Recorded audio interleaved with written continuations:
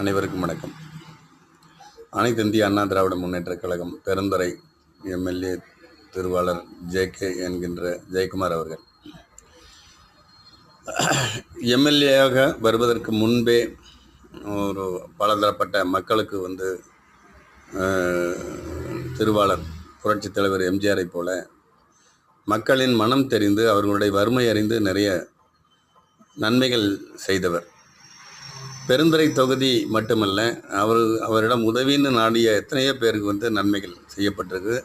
இவைகள் அனைத்தும் என்னுடைய கண் முன்னாடியே இது நடந்திருக்குது. நன்மைகள் செய்தவர்கள் எந்த கட்சியாக இருந்தாலும் எங்களுக்கு அதை பற்றி கவலை இல்லை. அவர்கள் எங்களுடைய தலைவர்கள் என்றே நான் கருதுவேன். அப்படிப்பட்ட இந்த சூழலில் அனைத்து இந்திய அண்ணா திராவிட முன்னேற்றக் கழகம் ஆட்சிக்கு வந்த இந்த சூழலில்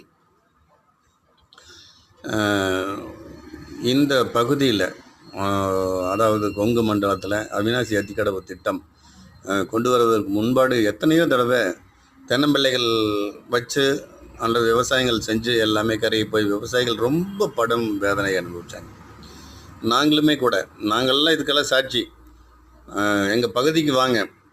எங்கள் பகுதியில் கொங்கு மண்டலத்தில் எங்கே வேணாலும் போர் ஓட்டுங்க. 50 அடியிலிருந்து 65 அடிக்குள்ளே எங்கே வேணாலும் நிலத்தடி நீர் இருக்கும். முன்னையெல்லாம் இந்த பகுதிகளில் 1000 அடி